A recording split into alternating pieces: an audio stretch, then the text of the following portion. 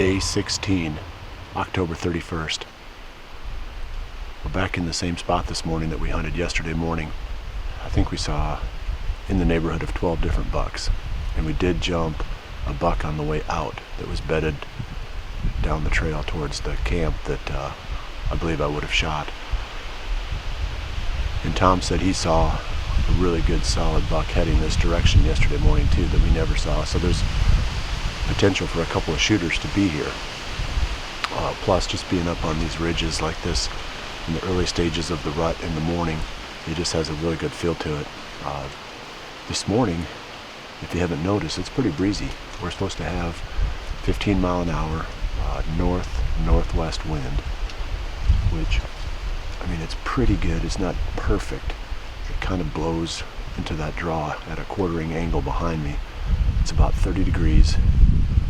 It's supposed to get up to, I think, 32 or 34, so it's not going to warm up much today. We're going to stay as long as the deer are moving. We don't have a real awesome plan for the afternoon, so we'll have to come up with something, or else maybe even come back here again if it's good enough.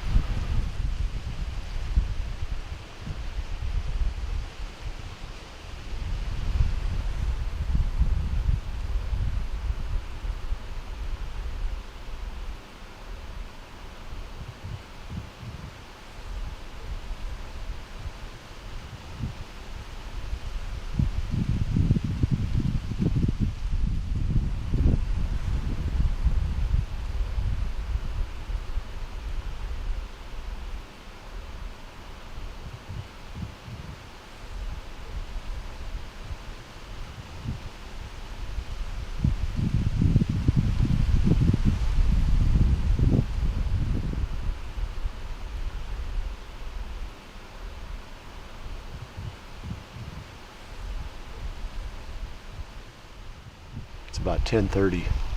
We've seen one doe and some turkeys. It's been very, very slow.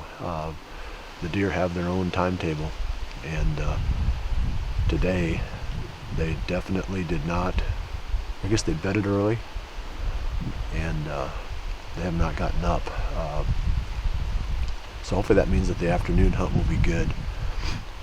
We're going to go to one of the prettiest spots that I know of, and I think we can drive right out on the overlook with the four-wheeler before we set the stand and show you guys some really pretty scenery.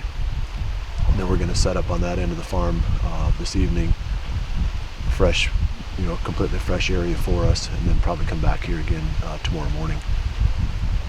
Real quick though, before I let you go, I stayed pretty warm. I think Drake maybe got a little bit chilled, but I've got some real quick advice on how to stay warm on a cold stand like this.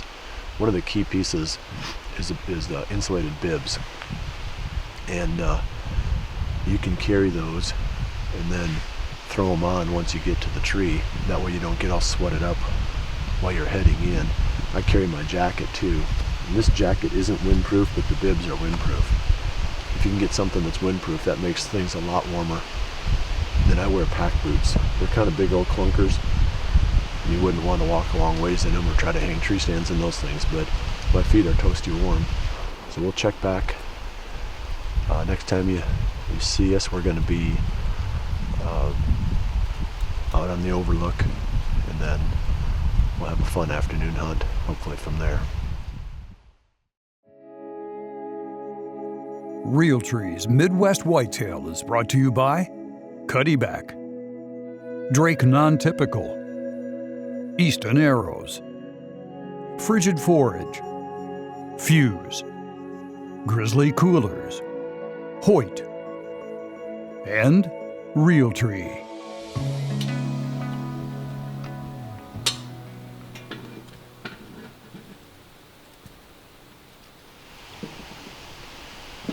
We're set up now for the afternoon hunt, and it took us a while to end up in this spot. The first stop along the way was at the overlook on the other end of this field that's to the south of us here.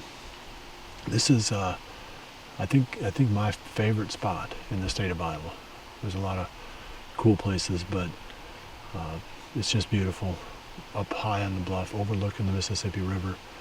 And when I was a boy, I used to come up there to that spot with my old Labrador, and the excuse was that we were here grouse hunting, rough grouse, but we'd go out on that overlook and just curl up under a tree and take a nap and spend a couple of hours just looking out across the river and just enjoying the view.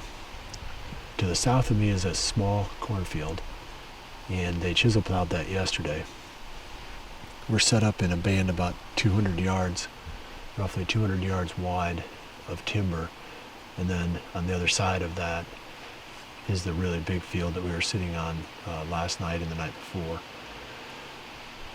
The hope is that the deer funnel between these two big valleys, going over the top of this ridge where the stand is, and then also maybe work their way down these ridges on either side, heading toward that cornfield. And even though they chiseled it, there is still quite a bit of corn in there. We did notice that. We've noticed a bunch of rubs, all through here, which is a good sign. There's definitely been quite a few bucks around. So we're gonna settle in here.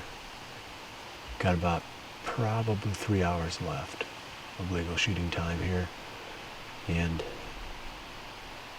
I'm hoping that before the evening is over, we can at least show you one good solid mature buck from this ridgetop.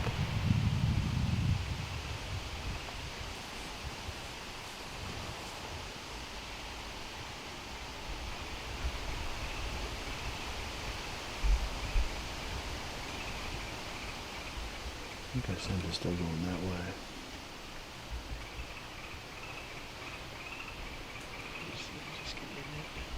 Yeah, he is. He's heading over the field.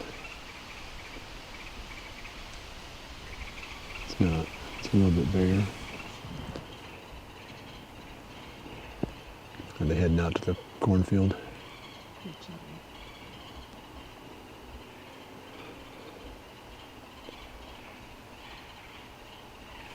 It's really turned into a beautiful evening. The wind has dropped down to probably about 5, 6, 7 miles an hour. Still pretty chilly though, which is, it's ideal weather for hunting the rut.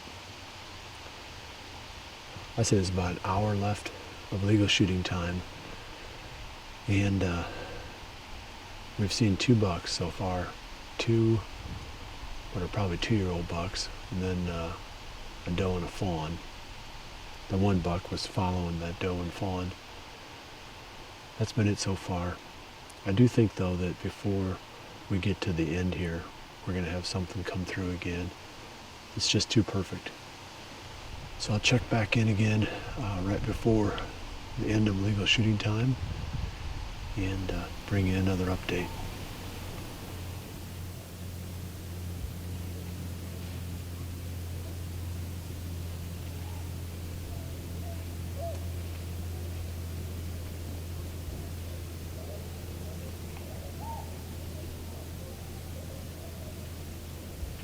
Haven't seen any bucks since the last update, but there is a doe on that small cornfield to the south.